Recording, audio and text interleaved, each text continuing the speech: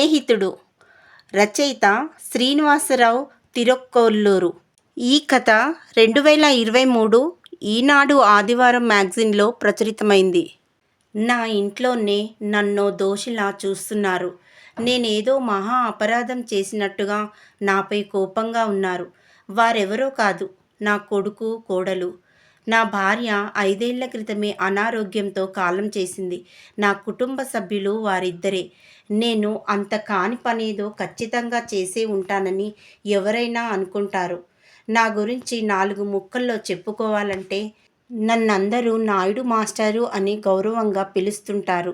3.5 దశాబ్దాల పాటు స్కూల్ మాస్టర్గా ఎందరో ఉత్తమ విద్యార్థినీ విద్యార్థులను సమాజానికి అందించి, ఉత్తమ ఉపాధ్యాయుడిగా రాష్ట్ర, జాతీయ స్థాయిలో అవార్డులు, రివార్డులే కాక ఎన్నెన్నో సన్మానాలు, సత్కారాలు అందుకున్న గౌరవప్రదమైన వ్యక్తిని. ఈ మధ్యే రిటైర్ అయిన ప్రభుత్వ ఉద్యోగిని. నా వృత్తి నుండి రిటైర్ అయినా నా ప్రవృత్తికి రిటైర్మెంట్ ఎన్నడూ ప్రకటించుకోలేను. రచనా వ్యాసంగమే నాకున్న ఏకైక ప్రవృత్తి. నా రచనల ద్వారా సమాజానికి ఏ చిన్న మంచి జరిగినా, నా రచనల వల్ల ఒకింత ఎక్కడో చిన్న మార్పు సంభవించినా నా జీవితానికి అదో సంతృప్తి ఇస్తుందని నమ్ముతాను. అలాంటి నేను నా కుటుంబ సభ్యుల ముందు తలదించుకోవాల్సిన పరిస్థితి ఎందుకు వచ్చిందో తెలియాలంటే క్యాలెండర్లోని పేజీలు ఓ 6 నెలలు వెనక్కి తిప్పాల్సిందే. ఆ రోజు ఓ పేరున్న సాహితీ సంస్థ ఆధ్వర్యంలో నా 6వ కథల సంపుటి పుస్తకావిష్కరణ సభ అట్టహాసంగా జరిగిపోయింది. చివర్లో నేను వేదిక దిగి నాకు తెలిసిన సాహితీ మిత్రులతో మాట్లాడుతుండగా, సార్ నమస్కారం అంటూ ఓ యువకుడు నా ఎదుటకు వచ్చి నిల్చున్నాడు. ఆ అబ్బాయికి సుమారు 20 ఏళ్లుంటాయి. ఇంత చిన్న కుర్రాడికి నాతో ఏం పని అన్నట్టుగా చూశాను. ఆ అబ్బాయి అక్కడున్న కుర్చీల్లో కూర్చొని మాట్లాడుకుందాం అన్నట్టుగా చూశాడు. వాడి చూపులను అర్థం చేసుకున్నట్టుగా పక్కనే గల కుర్చీలో చెక్కిలపడుతూ ఇప్పుడు చెప్పరా అబ్బాయి అన్నట్టుగా చూశాను. ఆ కుర్రాడు సార్ మీ ఆటోగ్రాఫ్ ప్లీజ్ అంటూ అప్పుడే ఆవిష్కరణ జరిగిన నా కొత్త కథల సంపుటి పుస్తకాన్ని తెరిచి ముందుంచాడు. అలా పుస్తకాలపైన సాహితీ ప్రియులకు అభినందనలతో అంటూ ఆటోగ్రాఫులు రాసివ్వడం కొత్త కాకపోయినా ఆ కుర్రాడి ఆరాటం చూస్తే తెగ ముచ్చటేసింది. ఆ అబ్బాయి కళ్ళల్లో ఏదో మెరుపు కనిపించింది. నేను ఆ అబ్బాయిని పేరు అడిగాను. తన పేరు శశాంక్ అని చెప్పాడు. శశాంక్కి సాహితీపూర్వక అభినందనలతో అంటూ నేను రాసిచ్చిన పుస్తకాన్ని ఆ కుర్రాడు తీసుకుంటూ, సార్ నేను కొన్ని కథలు రాశాను. మీరు వీలు చూసుకొని వాటిల్లోని లోటుపాట్లు తెలియజేస్తే సరిచేసుకోవాలనుకుంటున్నాను వినమ్రతగా అడుగుతూ సమాధానం కోసం నాకేసి ప్రాధేయపూర్వకంగా చూశాడు. అప్పుడు చూశాను ఆ అబ్బాయిని తేరిపారా. మూతి మీద మీసం కూడా సరిగ్గా మొలిచినట్టు లేదు. సరే చూద్దాం అన్నాను క్యాజువల్గా. నేనన్న మాటలకు కళ్ళు పెద్దవి చేసుకొని, సార్ ఎక్కడ కలవమంటారు? మీరుండే ఏరియాకి దగ్గరలోనే మేముంటున్నాం అంటూ అర్ధోక్తిగా ఆగిపోయి నా బదులు కోసం ఉద్విగ్నంగా చూస్తున్నాడు. నేను ఆశ్చర్యపోతూ, నా అడ్రస్ గట్రా అన్నీ తెలుసుకునే వచ్చావన్నమాట అన్నాను చిన్నగా నవ్వుతూ. ఆ కుర్రాడు వినయంగా ఇందులో ఉంది కదా సార్ అంటూ నా కథల సంపుటిని చూపించాడు. ఏదో అనుకున్నాను కానీ వదిలేటట్టు లేడని నాకు అర్థమైంది. ఒక్క క్షణం దీర్ఘంగా ఆలోచించి, సాయంత్రం 5 గంటలకు మా ఏరియాలో గ్రంథాలయానికి వచ్చేయి, అక్కడ కలుద్దాం అన్నాను బయలుదేరడానికి ఉద్యుక్తమవుతూ. సార్ ఒక్క సెల్ఫీ అర్థింపుగా అడిగాడు. ప్రతి సభల్లోనూ అలవాటైన ప్రక్రియే కావడంతో ఫోటోకి పోజిచ్చాను. తర్వాత ఎవరి మానాన్న వాళ్ళం వెళ్ళిపోయాం. అదే రోజు సాయంత్రం 5:30 గంటలవుతుండగా నా సెల్ ఫోన్ రింగ్ అయింది. లిఫ్ట్ చేసి హలో అన్నాను. నేను సార్ శశాంక్ని, ఉదయం సభలో కలిశాను కదా అంటూ గుర్తు చేశాడు. అప్పుడు జ్ఞాపకం వచ్చింది ఆ కుర్రాడిని రమ్మన్న విషయం. ఆ సంగతే మర్చిపోయాను. రోజు వాకింగ్ చేస్తూ అక్కడి గ్రంథాలయానికి వెళ్ళి కాసేపు పత్రికలు తిరగేసి రావడం దినచర్యలో ముఖ్య భాగం. 10 నిమిషాల్లో అక్కడ ఉంటానని చెప్పి హడావుడిగా బయలుదేరి వెళ్ళాను. ఆ కుర్రాడు ఓ సిమెంట్ బెంచ్ మీద కూర్చొని ఏదో పుస్తకం చదువుకుంటున్నాడు. నన్ను చూడగానే లేచి నిల్చొని రండి సార్ కూర్చోండి అంటూ నా పట్ల తన విధేయతను కనబరిచాడు. నేను కూర్చుంటూ తనని పక్కనే కూర్చోమన్నాను. తను పర్వాలేదు సార్ అని అలాగే నిల్చున్నాడు. నేను బలవంతంగా చేయి పట్టుకు లాగి కూర్చోమనేసరికి ఇబ్బందిగా కూర్చున్నాడు. నేను ఉపోద్ఘాతం లేకుండా నీ రచనలు తెచ్చావా అని కొంచెం చిరాకు ధ్వనించిన స్వరంతో అడిగాను. ఏవేవో పిచ్చి పిచ్చివి రాసుకొచ్చేస్తారు, చదవమంటూ చావగొడుతుంటారు నా మనసులో అనుకుంటుండగా ఆ కుర్రాడు గబగబా తన వెంట తెచ్చుకున్న ఫైల్లోంచి కొన్ని పేపర్లు తీసి నా చేతికి అందించాడు. తెల్లటి పేపర్ మీద నల్లటి అక్షరాలు కుదురుగా ఉండి ముత్యాల్లా కంటికి ఇంపుగా కనిపిస్తున్నాయి. అలా చూడగానే ఎందుకో శ్రద్ధగా చదవాలనిపించింది. క్షణానికి ఉత్కంఠని రేకెత్తించిన ఆ పేజీలన్నీ చకచక చదివేశాను. అతను రాసిన వాక్యాల్లో అక్షరదోషాలు మచ్చుకు ఒక్కటైనా కనిపించలేదు. కథా నిర్మాణం పగడ్బందీగా కొనసాగింది. అది ఓ కొత్త రచయిత రాసిన రచనలా లేదు. ప్రతి వాక్యము చేయి తిరిగిన రచయిత కలం నుండి ఉద్భవించిన అద్భుతంలా ఉంది అతని రచన. ఆ 20 ఏళ్ల కుర్రాడి రచన 60 ఏళ్ల పైబడిన నన్నే ఒకంత ఆశ్చర్యానికి గురిచేసింది. చదవడం పూర్తయ్యాక ఏం మాట్లాడాలో అర్థం కాక కొద్దిసేపు స్తబ్దంగా ఉండిపోయాను. కొన్ని క్షణాల అనంతరం ఏమో అనుకున్నాను, కథ బాగా రాసావయ్యా, రచనా రంగంలో నీకు మంచి భవిష్యత్ కనిపిస్తోంది, కీప్ ఇట్ అప్ అంటూ ప్రశంసించాను. ఓ సీనియర్ రైటరుగా నాకు పెద్దరికం అప్పగించాడు కాబట్టి ఏదో ఒకటో రెండో చెప్పక తప్పదని చాలాసేపు రంధ్రాన్వేషణ చేసి అతి కష్టం మీద 2-3 విషయాలు చెప్పాను. నిజానికి నేను సూచించిన విషయాలు గొప్ప విషయాలని భావించనక్కర్లేదు. ఆ పేపర్లు వాడికి ఇచ్చేశాను. వెంటనే ఇంకొక కథ తీసిచ్చాడు. ఎన్ని రాసావేంటి అని నివ్వెరపోతూ అడిగాను. ఓ 6 కథల దాకా ఉన్నాయి సార్ అన్నాడు వినయంగా. అవన్నీ ఇక్కడ చదవడం వీలు కాదు, కానీ ఇంటికి తీసుకెళ్ళి చదువుతాను. రేపు ఇదే టైంకి ఇక్కడికి వచ్చేయి అని కుర్రాడిచ్చిన రచనలతో ఇంటికి వచ్చేశాను. ఇంటికి వచ్చిన వెంటనే ఆ కుర్రాడి రచనలన్నిటినీ ఏకబిగువుగా చదివేశాను. కథలన్నీ ఒక్కదాన్ని మించి మరొకటి ఉన్నాయి. ప్రతి రచనలోనూ పరిణితి కనిపించింది. వాడి రచనలన్నీ చదవగానే నాకు విషయం బోధపడింది. వాడు ఏదో ఒక రోజు ఖచ్చితంగా గొప్ప రచయితగా సాహితీ సామ్రాజ్యాన్ని ఏలుతాడని గట్టి నమ్మకం కుదిరింది. అనుకున్నట్టుగానే ఆ మరుసటి రోజు సాయంత్రం వచ్చాడు శశాంక్. ఈ కథని ఏ పత్రికలకు పంపించాలో, ఏ పోటీలకు పంపించాలో సవివరంగా చెప్పాను. కథల హడావుడిలో పడి అంతవరకు ఆ అబ్బాయి గురించి ఏ వివరము అడగలేకపోయాను. అప్పుడు అడిగాను. అమ్మా నాన్నలకు తానొక్కడినేనని చెప్పాడు. ఇంజనీరింగ్ 2వ సంవత్సరం చదువుతున్నానని, తనకు కాలేజీ, నాన్నకు ఆఫీసు దూరమవుతున్నాయని, విజయనగరం నుండి విశాఖపట్నం వచ్చేశామని, దగ్గరలోనే ఓ అపార్ట్మెంట్లో అద్దెకు ఉంటున్నామని చెప్పాడు. రోజుకి మా మధ్య బంధం బలపడసాగింది. రోజు సాయంత్రం లైబ్రరీ ఆవరణలో కలుసుకోవడం మా దినచర్యలో ముఖ్య భాగమైపోయింది.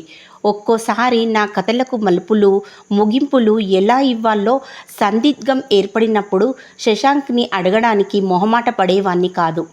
నిత్యము మా మధ్య సాహిత్యం పైన అనేక చర్చలు నడుస్తూ మా బంధం స్నేహబంధంగా దినదిన ప్రవర్ధమానంగా సాగిపోతోంది. ప్రాచీన సాహిత్యం మొదలుకొని నేటి ఆధునిక సాహిత్యం వరకు మా చర్చలు విస్తృతంగా కొనసాగేవి. ఒకరోజు శశాంక్ చాలా మూడీగా కనిపించాడు. విషయమేంటని అడిగాను. సాహితీ ప్రసంగంలో పడి చదువుకోవట్లేదని మా ఇంట్లో ఒకటే గొడవ సార్ అన్నాడు బాధగా. వాళ్ళు చెప్పింది నిజమే కదా శశాంక్, సాహిత్యమే జీవితం కాకూడదు, జీవితంలో ఒక భాగం మాత్రమే అన్నాను నేను నచ్చచెప్పుతున్న ధోరణిలో. గురువుగారు, మీరు కూడా మా అమ్మ నాన్నలాగే మాట్లాడుతున్నారు. రోజు ఖచ్చితంగా 2 గంటలు నా చదువుకు కేటాయిస్తున్నాను. చాలదా? ఇప్పటి వరకు జరిగిన అన్ని సెమిస్టర్లోనూ ప్రథమ శ్రేణిలోనే ఉత్తీర్ణత సాధించాను అంటూ తన ఆవేదనను వ్యక్తపరిచాడు. అది సరే, ముందు సాహిత్యానికి ఎంత సమయాన్ని కేటాయిస్తున్నావో అది చెప్పు అంటూ ఆసక్తిగా అడిగాను. 8 గంటలు సార్ అంటూ చప్పున బదిలిచ్చాడు శశాంక్. అది సంగతి. మీ వాళ్ళు గొడవ చేస్తున్నారంటే చెయ్యరు. ఆ ఇంజనీరింగ్ చదువు సమయాన్ని సాహిత్యానికి ఇచ్చే గంటల్ని చదువుకి మార్చుకో. అప్పుడు ఏ గొడవ ఉండదు. అదే ఆచరణీయం, ఆమోదయోగ్యం, సరైన జీవన మార్గాన్ని ప్రబోధిస్తున్నట్టుగా సూచించాను. లేదు గురువుగారు, కాలేజీకి నిద్రకి 6 గంటల చొప్పున ఆవిరైపోతున్నాయి. సాహిత్యానికి ఆ మాత్రం సమయాన్ని కేటాయించకపోతే నా మనసులో ఏదో తెలియని వెలితి. సాహిత్యాన్ని చదవడమో రాయడమో చేస్తూ ఉంటే అది మాటల్లో చెప్పలేని సాంత్వన, అంతులేని ఆనందం దొరుకుతాయి సార్. అదో వ్యసనమైపోయింది ఉద్వేగంగా అన్నాడు నన్ను కన్విన్స్ చేస్తున్న ధోరణిలో. సాహిత్యం పేరిట ఇక మీదట వాడి విలువైన సమయాన్ని వృధా చేయకూడదని దృఢంగా నిర్ణయించుకున్నాను. నేను కావాలనే ఆ మరుసటి రోజు గ్రంథాలయానికి వెళ్ళలేదు.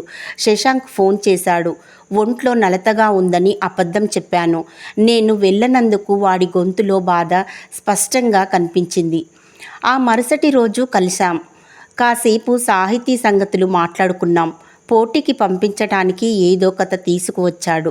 అది చదివి 1-2 సూచనలు చేసి బయలుదేరిపోయాను. శశాంక్ ముఖంలో బాధ నాకు తెలుస్తూనే ఉంది. ఆ మరుసటి రోజు ఉదయం ఆలస్యంగా నిద్రలేచాను. బయట నా కొడుకు కోడలితో ఎవరో గొడవ పడుతున్నారు. నేను ఏంటో తెలుసుకుందామని బయటికి వచ్చాను. గొడవ చేస్తున్నది 2 భార్యాభర్తలు. వాళ్ళు నన్ను చూడగానే, ఏమయ్యా పెద్ద మనిషి, ఇది నీకు ధర్మంగా ఉందా అంటూ ఆ ఆడమనిషి నిలదీస్తోంది. అక్కడేం జరుగుతుందో నాకు అర్థం కాలేదు. అయోమయంగా నా కొడుక్కేసి చూశాను. ఆ చదువుకునే కుర్రాడితో మీకేంటి నాన్న స్నేహం? నా కొడుకు కూడా నన్ను నిలదీశాడు. అప్పుడు నాకు అర్థమైంది, గొడవ చేస్తున్న వారిద్దరూ శశాంక్ తల్లిదండ్రులని. నా కొడుకు మాటలకి ఎలా బదులివ్వాలో తెలియక కాసేపు తటపటాయించాను. నేను బాగానే చదువుకోమని చెప్తున్నాను. ముందు బతుకు తెరువు, తర్వాతే ఏదైనా అని నిన్ననే హితవు చెప్పాను అంటూ శశాంక్ తల్లిదండ్రులకి కొడుకు కోడలికి సమాధానంగా చెప్పాను. చాలేవయ్యా, మాస్టరుగా పనిచేసిన వారు ఆ మాత్రం మీకు తెలియదా? ఇలా కథలు కవితలని చదువుకునే పిల్లాడి జీవితాన్ని నాశనం చేయడం ఏమన్నా బాగుందా అంటూ శశాంక్ తల్లి నా మొహం మీదే నన్ను నిలదీసింది. నాయుడు మాస్టరుగా ఎంతో మంచి పేరున్న నేను శశాంక్ తల్లిదండ్రుల ముందు దోసిలా నిలబడాల్సి వచ్చినందుకు నాకు తల కొట్టేసినంత పనైంది. నేనేం చెప్పినా అర్థం చేసుకునే పరిస్థితిలో వారు లేరని మౌనంగా ఉండిపోయాను. నా కొడుకు వారికి నచ్చజెప్పుకుంటున్నాడు. ఇక మీదట మా నాన్నగారు మీ అబ్బాయిని ఎట్టి పరిస్థితుల్లోనూ కలవరు అని గట్టిగా మాటిచ్చి వారిని పంపించేశాడు. తర్వాత నా కొడుకు కోడలు పెంట మీదివన్నీ ఇంటి మీదకి తెస్తున్నారు, మీ వయసు వాళ్లతో స్నేహం చేసుకోండని ఈ స్కూల్ మాస్టర్కే క్లాస్ తీసుకున్నారు. మా పరిచయానికి అప్పుడే 6 నెలలు నిండిపోయాయా అనిపిస్తోంది. అయినా కానీ వాడి భవిష్యత్ దృష్ట్యా కొన్నాళ్ల పాటు గ్రంథాలయానికి వెళ్ళకూడదని, శశాంక్ని కలవకూడదని గట్టిగానే తీర్మానించుకున్నాను. ఆ రోజు సాయంత్రం నేను అనుకున్నట్టుగానే శశాంక్ కాల్ చేశాడు. నేను కావాలని లిఫ్ట్ చేయలేదు. మళ్ళీ చేశాడు. ఇక బాగోదని ఫోన్ ఎత్తి మాట్లాడాను. ఉదయం జరిగిందంతా చెప్పి అమ్మ నాన్నలు చెప్పినట్టు శ్రద్ధగా చదువుకోమని బోధపరిచాను. శశాంక్ సరేనంటూ తన తల్లిదండ్రుల తరపున నాకు క్షమాపణలు చెప్పాడు. శశాంక్ గొంతులో నిరాశ నిస్పృహలు కొట్టొచ్చినట్టు కనిపించాయి. వాడి మనసుకు కష్టంగా అనిపించినా అస్తమానం ఫోన్లు చెయ్యొద్దని సున్నితంగా చెప్పేశాను. నా మాటలకు వాడి గొంతు మూగబోయినట్టుంది. చివర్లో మళ్ళీ చెప్పాను, సాహిత్యాన్ని కొన్నాళ్ళు పక్కన పెట్టి క్లాస్ పుస్తకాలు బుద్ధిగా చదువుకోమని. వాడేమీ మాట్లాడలేదు. నేను ఉంటాను అని తన బదులు కోసమైనా చూడకుండా కాల్ కట్ చేసేశాను. నా మనసుకి బాధగా ఉన్నా అలా నిర్లక్ష్యంగా ఉంటేనే వాడు ఇక మీదట నాకు కాల్ చేయడం మానేస్తాడని ఆ విధంగా ప్రవర్తించాల్సి వచ్చింది. ఆ తర్వాత 4 రోజులైనా వాడి దగ్గర నుండి ఎటువంటి ఫోను కానీ మెసేజ్ కానీ రాలేదు. నా ప్రవర్తనకి బాగా నొచ్చుకున్నాడేమోనని అనిపించి చాలాసార్లు కాల్ చేద్దామనుకున్నా శశాంక్ తల్లిదండ్రుల మాటలు జ్ఞప్తికి వచ్చి నన్ను నేను నియంత్రించుకున్నాను. ఆ మరుసటి రోజు ఉదయాన్నే శశాంక్ నాన్న మా ఇంటికి వచ్చాడు. నేను ఎంతగానో ఆశ్చర్యపోయాను. మనం ఏదైనా బలంగా తలుచుకుంటే అందుకు సంబంధించినది తప్పక ఎదురవుతుందని విన్నాను. అతను చాలా బేలగా వేదనగా కనిపిస్తున్నాడు. అతని కళ్ళు కాంతిహీనంగా లోనికి చొచ్చుకుపోయి దైన్యంగా ఉన్నాయి. అతన్ని చూడగానే మీ వాడు ఇప్పుడైనా బుద్ధిగా క్లాసు పుస్తకాలు చదువుకుంటున్నాడా అని అడిగాను భయంగా. అతడు నా మాటలకు కళ్ళనీళ్లు పెట్టుకుంటూ నా గుండెలు పగిలే వార్త చెప్పాడు. శశాంక్ వాళ్ళుంటున్న సెకండ్ ఫ్లోర్ నుండి దూకేసి ప్రాణం మీదికి తెచ్చుకున్నాడంటూ. నేను ఒక్కసారిగా హతాశుడనయ్యాను. ఆ సంఘటన జరిగి 3 రోజులైందని, తలకి పెద్ద గాయమై కోమాలోకి వెళ్ళిపోయాడంటూ శశాంక్ తండ్రి బావురుమన్నాడు. నా మెదడుని ఒక్కసారిగా 1000 వోల్టుల విద్యుత్ తరంగం తాకినట్టయింది. అతన్ని ఎలా ఓదార్చాలో నాకు అర్థం కాలేదు. ఎందుకంటే నా మానసిక పరిస్థితి అతని కంటే దారుణంగా తయారయ్యింది. అతనితో కలిసి శశాంక్ను చూసేందుకు హడావుడిగా ఆస్పత్రికి బయలుదేరాను. శశాంక్ ఐసీయూలో బెడ్ పైన అచేతనంగా పడుకొని ఉన్నాడు. ఆక్సిజన్ గొట్టాలు వాడి ముక్కుకి నోటికి తగిలించి ఉన్నాయి. వాడిని అలా చూడగానే నా గుండె చెరువైంది. నన్ను నేను తమాయించుకోవడానికి చాలా సమయమే పట్టింది. ఆస్పత్రి వారు కేటాయించిన గౌను లాంటి కోటును తొడుక్కొని లోనికి వెళ్ళాను. బెడ్పై వాడు నిశ్చలంగా నిద్రపోతున్నట్టుగా కనిపించాడు. శశాంక్ శశాంక్ అంటూ చిన్నగా గొంతు పెగిల్చుకొని పిలిచాను. వాడికి నా మాటలు ఏవీ వినిపించలేదు. శశాంక్ లే, నేను నీకోసమే వచ్చాను మళ్ళీ మళ్ళీ పిలిచాను. వాడిలో ఎటువంటి స్పందన కనిపించలేదు. నేను నిస్సహాయంగా బయటకి వచ్చేశాను. ఇదంతా ఎలా జరిగిందని బయట నిరీక్షిస్తున్న తల్లిదండ్రులను అడిగాను. శశాంక్ తండ్రి ఏమీ మాట్లాడకుండా నిశ్శబ్దంగా ఉండిపోయాడు. శశాంక్ తల్లి నీరసంగా గొంతు పెగిల్చుకుంది. అంతా ఈయనే చేశారండి. వాడి సాహిత్యపు పుస్తకాలన్నీ తగలబెట్టేస్తానని ప్రతిరోజు బెదిరించేవారు. ఆ రోజు పుస్తకాలన్నింటినీ కుప్పలా పడేసి వాటిపై పెట్రోల్ పోసి వాడి కండ్ల ముందర అన్నంత పని చేయబోయారు. వాడు అది చూసి తట్టుకోలేక ఆవేశంతో బాల్కనీలో నుంచి కిందికి దూకేశాడు అంటూ బావురుమంది ఆ కన్నతల్లి. వాడు మారాలని అలా బెదిరించాలనుకున్నాను, అంతేకాని చదువుకున్న వాడిని, పుస్తకాల్ని నేనెందుకు తగలబెడతాను సార్? నిజానికి మారాల్సింది వాడు కాదు, నేను. నా కళ్ళతో వాడి జీవితాన్ని శాసించాలనుకోవడం ముమ్మాటికి నా తప్పే.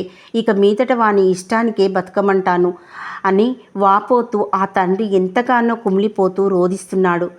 వారిని అలా చూడగానే నా మనసు ఎంతగానో క్షోభించింది. కాసేపటికి అక్కడకు వచ్చిన డాక్టర్ని శశాంక్ కోమాలోంచి ఎప్పుడు బయటకు వస్తాడని ఆశగా అడిగాను. శశాంక్ మెదడులో పాజిటివ్ వైబ్రేషన్స్ ఎప్పుడు కలిగినా కోమాలోంచి బయటపడొచ్చని డాక్టర్ స్పష్టంగా చెప్పాడు. నేను శశాంక్ గురించే ఆలోచిస్తూ ఇంటికొచ్చేశాను. నా ఆలోచనల్లో శశాంకే నిండిపోయాడు. టీపాయ్ పైన కనిపిస్తున్న ఆ రోజు దినపత్రికను అసంకల్పితంగా తిరిగేశాను. ఏది చదవాలనిపించలేదు. యాంత్రికంగా పేజీలు తిప్పుతున్న నన్ను ఓ వార్త అమితానందానికి గురిచేసింది. ప్రముఖ సాహితీ సంస్థ వారు పెట్టిన కథల పోటీలో యువ రచయిత శశాంక్ కథకు ప్రథమ బహుమతి ₹1,00,000 అని ప్రకటిస్తూ వచ్చిన వార్త అది. ఆ పక్కనే శశాంక్ ఫోటో కూడా వేశారు. నా మనసు ఆనందంతో ఎగిరి గంతేసింది. ఆ దినపత్రికను చేత్తో గట్టిగా పట్టుకొని శశాంక్ ఉన్న ఆస్పత్రికి వెళ్లేందుకు వడివడిగా అడుగులు వేశాను. సానుకూల పవనాలు ఆశీర్వదిస్తున్నట్టుగా చల్లచల్లగా నన్ను స్పర్శిస్తున్నాయి. ఈ వార్త ఒక్కటి చాలు వాడి జీవనాడుల్లో చలనం ప్రజ్వలించడానికి. నాకు బాగా తెలుసు, సాహిత్యమే వాడి ఊపిరి, ఆయుష్ అని. ఇంతటితో ఈ కథ సమాప్తం.